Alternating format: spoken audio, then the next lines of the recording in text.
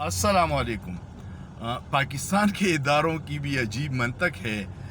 कल सदर आरिफ अलवी ने इलेक्शन कमिश्नर को मुलाकात के लिए बुलाया था कि आप आइए ताकि आइंदा इलेक्शन की तारीख का फ़ैसला कर सकें, लेकिन आज एक अजीब काम हुआ। इलेक्शन कमिश्नर ने मीटिंग बुलाई और फिर सदर से मुलाकात से इनकार कर दिया, जबकि इसके पीछे कुछ लोग इस खबर को जवाज़ बना रहे हैं कि इलेक्शन कमिश्नर से पाकिस्तान में अमरीकी सफ़ीर डोनाल्ड ब्लूम ने मुलाकात की और फिर उन्होंने सदर से मिलने से इनकार कर दिया।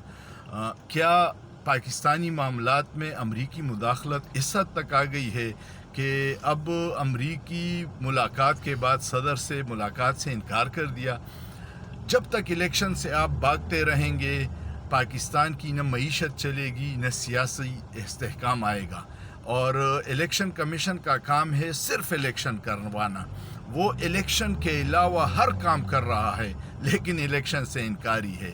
जो लोग समझते हैं कि सियासी इस्तेहकाम के बग़ैर मईशत बेहतर हो जाएगी या मुल्क तरक्की करेगा, या जो लोग बंद कमरों में फ़ैसले करते हैं अवाम की ख्वाहिशात के बरक्स, वो अहमकों की जन्नत में रहते हैं। क्योंकि आप अवामी जज्बात के ख़िलाफ़ फ़ैसला करेंगे तो अवाम पहले ही महंगाई में पिसी हुई है, बिजली के बिल से लोग ख़ुदकशियों पे मजबूर है।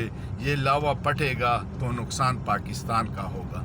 खुदारा होश के नाखुन लीजिएगा, वक्त पे इलेक्शन करवाइएगा, अवाम के हकीकी नुमाइंदों को इक़्तिदार सौंपिएगा और मुल्क को आगे बढ़ने में अपना किरदार अदा कीजिएगा। सोचिए, सोचना जुर्म नहीं है।